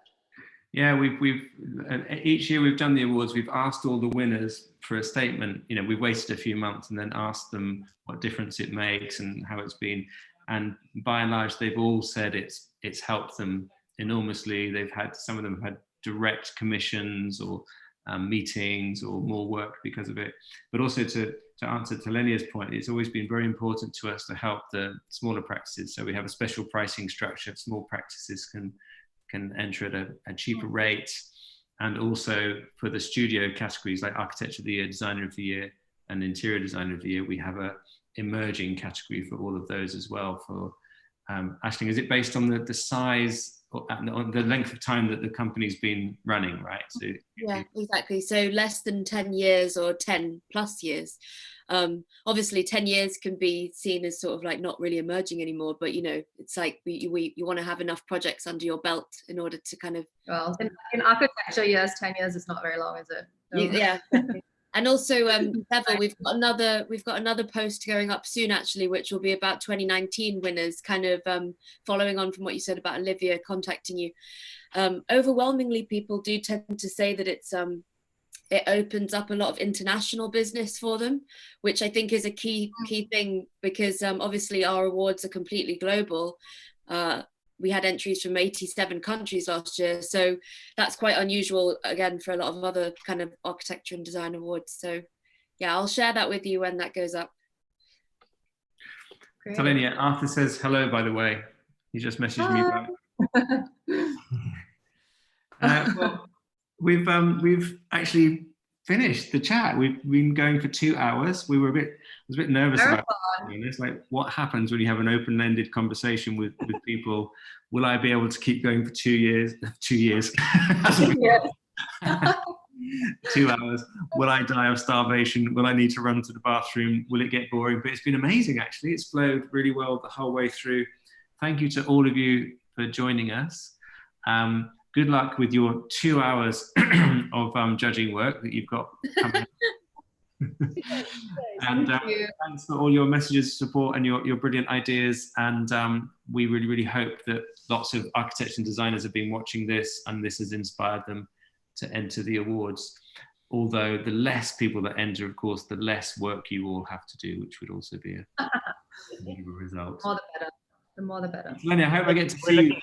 We've missed each other about 10 times in the last 18 months. I'll see you in 2021, as I say. Okay, let's leave it until then. Question, what's going to happen? Are you going to have another conference? And if you are, is there any plans on how you're programming this? Oh, Sevil, we just have no idea. We were planning, we had the venue penciled in, same venue again. We had a date penciled in. We'd started to line up some keynote speakers and panelists and sponsors, but we just put the whole thing on hold for now. It's just impossible to predict. I think as Sarah was saying earlier on in the conversation, it's not just whether you will be able to hold a physical event. It's also about whether people feel confident enough to go to one. You know, there's the law, but then there's, you know, would you want to turn up to an event where you're sitting with 500 other people? I think it's too early to say, to be honest, but definitely with Dezeen Awards, where we would normally have some kind of ceremony or party at the end, we're definitely looking at some kind of virtual way of doing that, which was why the first part of this call was so exciting, talking about virtual reality and gaming engines and Arthur's ideas and things like that. So we've got a bit of time. We might have to see you all in cyberspace rather than at some cool London bar or restaurant, but leave it with us. We'll do what we can. Thank you. Thanks for having us. Yeah, thanks for having us. Thanks so much for your time, everyone. Thank you. Thanks, Ashley and her team, for organising this, and see you all soon.